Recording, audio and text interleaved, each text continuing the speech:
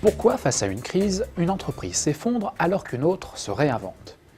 Dans quelle mesure le concept de résilience nous permet-il d'analyser cette capacité de certaines organisations à faire face à une grave difficulté? Dans le domaine des sciences économiques, le concept de résilience est souvent employé dans le sens de la capacité d'un pays à résister, à s'adapter ou à surmonter rapidement des chocs et perturbations. Il s'agit là d'une application réductrice du concept de résilience, qui fait pourtant l'objet d'une définition plus précise et plus opérationnelle dans des disciplines où il est abondamment documenté, notamment en psychologie, en psychiatrie, ainsi que dans les neurosciences. L'ouvrage collectif Résilience, connaissance de base, co-dirigé par Boris Cyrulnik et Gérard Jorland, offre un bon point de départ pour ébaucher une définition de ce que serait une organisation résiliente. La résilience y est décrite comme un processus biologique, psycho-affectif, social et culturel qui permet un nouveau développement après un traumatisme psychique. Il s'agit d'un process essentiellement individuel, mais l'ouvrage pose des jalons pour une extension de l'usage du concept de résilience. On y trouve notamment des analyses sur des phénomènes collectifs comme la famille et la culture, qui permettent d'envisager une réflexion sur les entreprises comme organisation, et des développements sur l'art, qui pourraient trouver des applications dans le domaine de l'innovation. Concentrons-nous ici sur l'organisation. Processus tout d'abord. Par facilité de langage, nous parlons d'organisation résiliente, mais il n'existe en fait que des organisations ayant fait preuve de résilience. La résilience est effectivement un cheminement par lequel un individu, ici l'organisation en tant que système social, est victime d'un choc.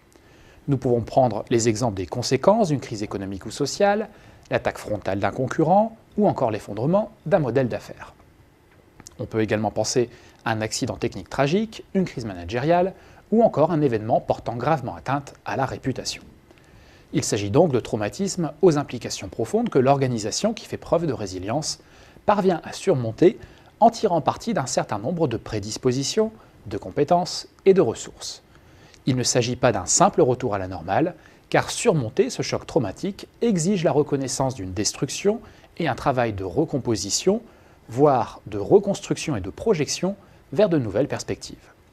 Cette résilience va profondément faire évoluer l'identité même de l'organisation et rien ne sera plus jamais comme avant. Il s'agit aussi d'un processus quasi biologique, car l'organisation comme le corps humain forment un système.